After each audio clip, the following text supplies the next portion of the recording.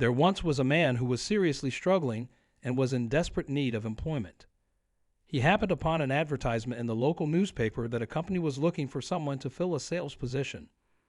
Despite having absolutely no experience or knowledge about sales, he figured that he could learn on the job. So he decided to reach out and get in touch with the company. "Really, it's quite straightforward," explained the hiring manager. "Your task is to go door to door and sell toothbrushes. As everyone needs a toothbrush, you should be able to make a good number of sales." The man agreed to give it a try and spent his day wandering around a large residential area, attempting to sell toothbrushes. When he returned to the office, his manager inquired about how his day had gone. "I managed to sell just one toothbrush," he admitted. The hiring manager was not at all pleased with this news. "I understand that this was your first day trying your hand at sales," he said, "so I'll let it slide this time. But if you want to secure your job here, you need to sell much more than a single toothbrush." The very next day, the man decided to try his luck in a different neighborhood.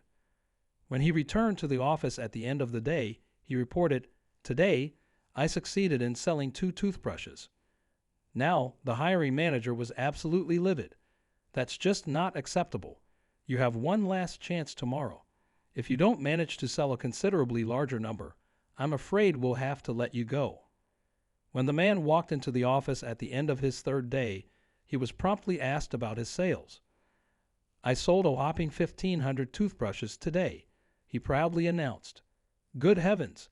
exclaimed the hiring manager. "That's absolutely fantastic. No one has ever managed to sell that many toothbrushes in a single day before. How did you manage such an incredible feat?" "Well," the man started to explain, "I made my way to a grocery store and set up a small stand outside. I had a bowl of chips and some dip on the table. As people exited the store, I would invite them to try some.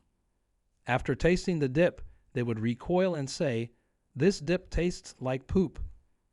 And then I would respond, 'That's because it is. Would you like to buy a toothbrush?'